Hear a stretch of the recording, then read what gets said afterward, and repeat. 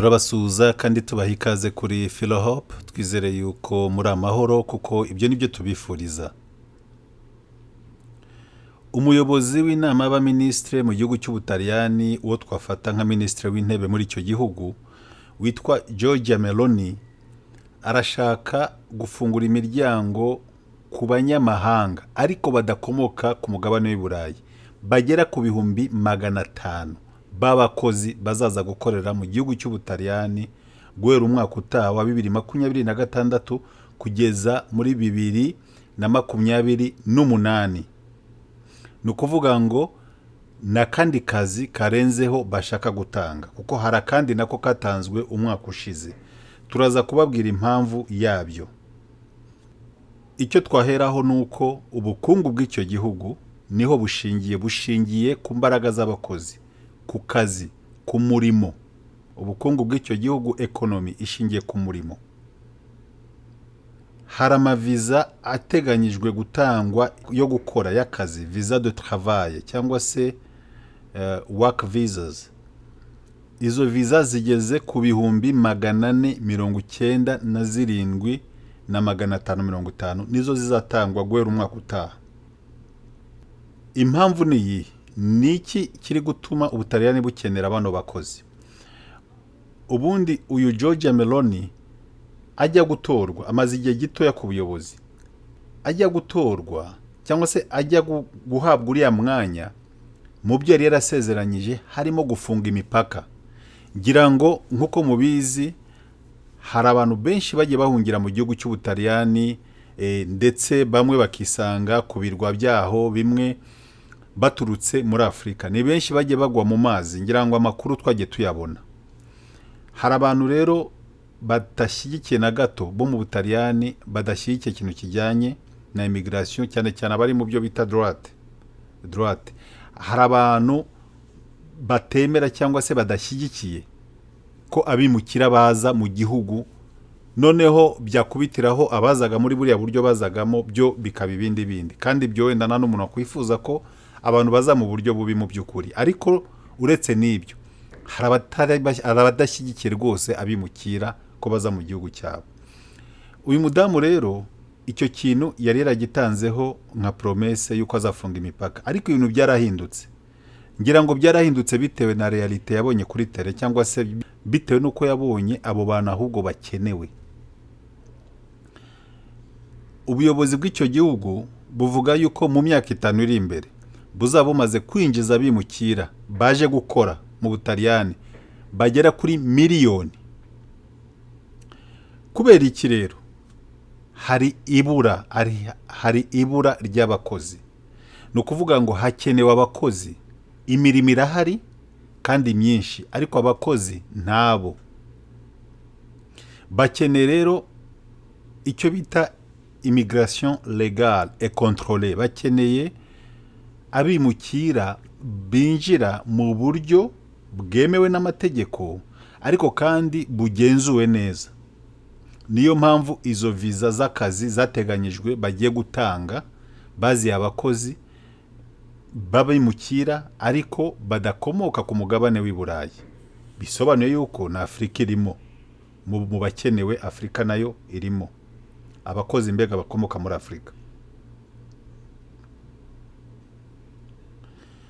Ubuyobozi rero bukavuga yuko ubwo buryo burakenewe cyane. Hari kota, hari ibyo bita kota, no kuvuga ngo ni umubare w'abakozi baba bakenewe kugira ngo mu gihe runaka cyangwa se mu myaka runaka he kuba ikibazo kibura ry'ibintu ku isoko, kibura cyangwa se muri make reka tuvuge hataba ikibazo cy'ihungabana ry'ubukungu. Reka bari ko tubisobanura, ikibazo cy'ihungabana ry'ubukungu kugira ngo kitabaho. Ariko turaza no kubabwira izindi mpamvu zirimo gutera iki kibazo cyo kubura abakozi mu Butaliyani bahagije. Reka mvuge ngo abakozi bahagije.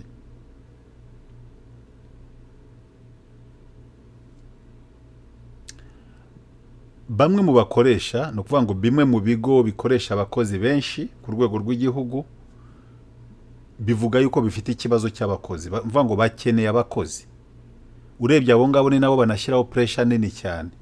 ariko nanone bikagaragarira mu kibazo cy'ubukungu nk'uko tuza kwibagezaho ku mibare IMF yatanze. Harimo za sendika z'abahinzi, harimo nk'iyitwa Coldireti, hari amasendika, hari amashyirahamwe, hari byinshi bikeneye abo bakozi. Birumvikana ko ntiyajya haburamo n'abandi bantu bakeya bo bumva yuko abo bakozi badakenewe. Mu by'ukuri ibyo twabivuze, abo ntibanabura, ariko abenshi barabikeneye. Ni nayo mpamvu na pressure yashizwe kuri government kugira ngo abo bakozi bashakwe. Hariya kirimo imbogamizi zagaragaye mu bijyanye n'imitangire y'izo visa. Ni ukuvuga ngo ugasanga procedure ni ndende, zirafata umwanya ku buryo umuntu wa applyinze bishobora kumufata nk'umwaka kugeza ku mwaka n'igice kugira ngo ayihabwe. Ibyo rero bigiye gukurwaho ku buryo bagiye kubyihutisha, kuko ni ikibazo ubu ngubu kimaze kugaragara ko kiremereye cyane, ku buryo n'ibigo ubwabyo by'abakozi bizajya bibigiramo uruhare. Ni ukuvuga ngo ikigo cyaguhaye akazi kigahita kivuga ko cyaguhaye akazi, ibintu bikihuta cyane kuri minisiteri bishinzwe cyangwa se ku bindi bigo bya leta bishinzwe gutanga amaviza, bakabiprosesinga mu buryo bwihuse ku buryo wa muntu ahabwa viza. Imwe mu mpamvu yatumaga bitinda birumvikana nuko baba bagomba gukora ibyo bita background check n'ibindi byinshi, kuko ntago waba bakuzi. Uri mu gihugu kimwe cyo muri Afurika, uri mu Rwanda, uri Burundi se, uri muri Zambia, uri hehe, uri muri Eritrea, uri muri Ethiopia, uri hehe, n'urugero ntibakuzi. Biba bisaba yuko babanza kumenya umuntu tugiye kuzana ninde. Ariko izo procedure zose barashaka kuzihina ku buryo biba mu gihe gitoya cyane, ku buryo umwaka utabatangira kuza, abambere batangira kuza. Izindi nzitizi zagiye zigaragara nuko hari abagiye bemererwa kujyayo ariko bakagira ikibazo cy'amatike y'urugendo.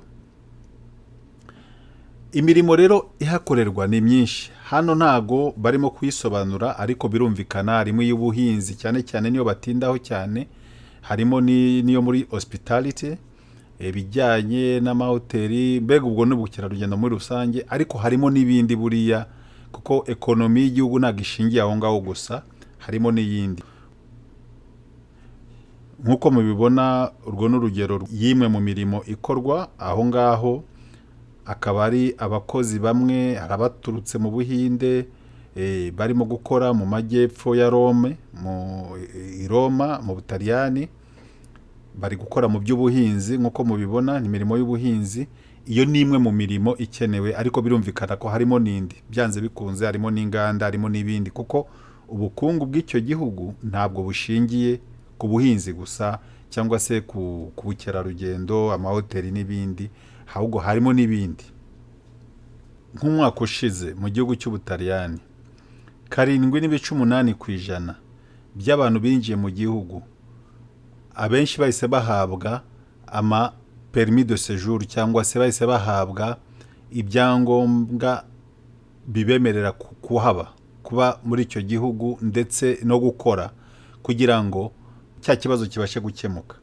Hari umubare munini w'abantu binjiye muri ubwo buryo kuva umwaka ushize. Barashaka rero kubikomeza no mu mwaka utaha, nk'uko nabibabwiye, abagera mu 500,000 mu gihe cy'imyaka 3 iri imbere nibo bakenewe. Mu gihe cy'imyaka 5 nababwiye yuko bashaka kuzinjiza nibura miliyoni y'abakozi bavuye mu bihugu byo hanze. Ubwo birumvikana ko harimo Aziya, harimo Afurika gutyo, kuko umugabane w'Uburayi ntago barizwamo.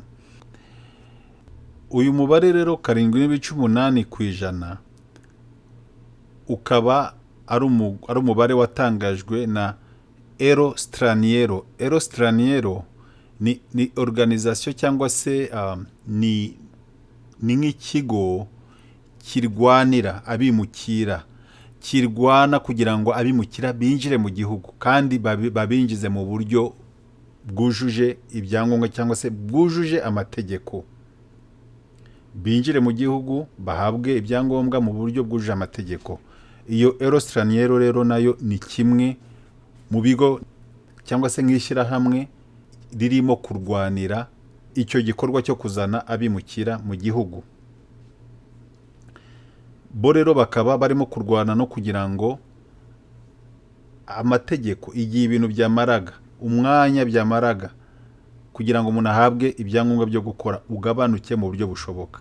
Kandi ibyo nk'uko twabibabwiye bizakorwa rwose, ko bisa naho guverinoma yabyemeye, kuko ni nayo yabitangaje. Urumva umuyobozi wo ku rwego rwo hejuru mu gihugu, umwe mu bayobozi bo ku rwego rwo hejuru, ashobora kuba ari we ufite umwanya wa kabiri, ariko niwe ufite umwanya wa mbere mu bijyanye n'iby'ubuyobozi n'imiyoborere.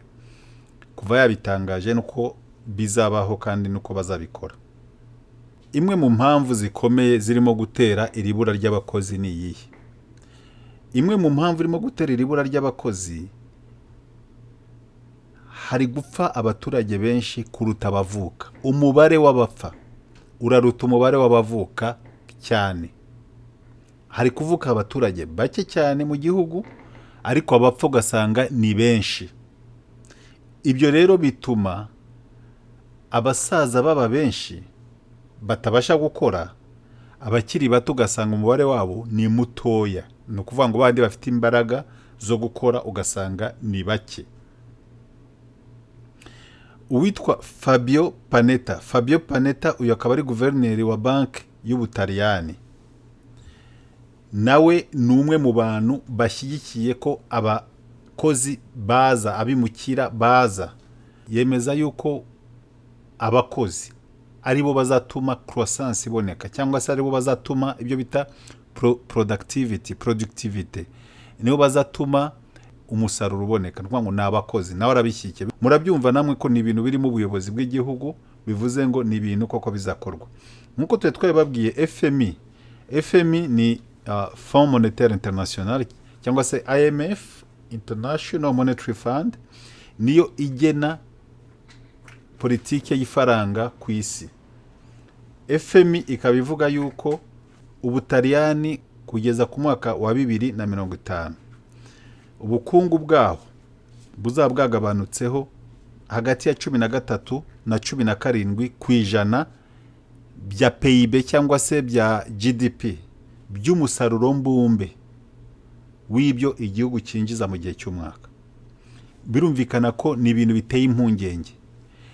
Kimwe mu bintu rero bishobora gufasha kugira ngo ubwo bukungu butagabanuka cyangwa se budakomeza kugabanuka, ni uko bazana abakozi bazakora iyo mirimo izatuma bwa bukungu bwongera kuzamuka. Kuko Ubutaliyani ni kimwe mu bihugu bikize ku mugabane w'i Burayi. Mu byo bita zone euro, Ubutaliyani buza ku mwanya wa 3. Murumva ko ni igihugu gikize rwose, ni igihugu kiteye imbere. Ntabwo rero nacyo cyifuza ari gutakaza uwo mwanya cyangwa se gusubira inyuma. Iyo ni imwe mu mpamvu nko twabibabwiye, abapfa nibo benshi kuruta abarimo kuvuka. Icyo gihe bigaragara yuko ku isoko ry'umurimo abakozi barabura. Hagati y'umwaka wa 2023 na 2025 uyu turimo, hari permis z'akazi, hari impushya z'akazi 450 zatanzwe hagati ya 2023 na 2025. Izo rero zaratanzwe icyo gihe, kubera ko ntabwo ari ikibazo kigaragaye uyu munsi gusa, ni ikibazo kimaze igihe kigaragaye. Mu ncamake ni ibyo ngibyo twabateguriye. Abifuza kuzajyayo, abifuza kuzagerageza ayo mahirwe, nababwira iki? Mwagerageza mugashaka andi makuru asumbyeho, kuko hano dushobora kuba ibyo tubabwiye ibyo ari byose nibyo bikeya. Mwashakisha namwe andi makuru, ubundi abantu bakagerageza amahirwe. Abifuza kugerageza ayo mahirwe, niba wowe wumva bitakureba, ikiganiro wagisangiza undi, wenda hari undi we ubyifuza, hari undi bishobora kugirira umumaro, wenda akazana gushimira akavuga ati burya ya video wanyoherereje, nyuma yaho nagerageje amahirwe, none byaciyemo, none byarakunze. Aha akaba rero dushoreje iki kiganiro. Tukaba tubashimira umwanya mwafashe mukurikira Philohope. Niba utarakora subscribe, ntusoze iki kiganiro utarayikora. Kora subscribe, ukore share, ukore na like. Nitumenya andi makuru tuzayabagezaho. Mugire ibihe byiza.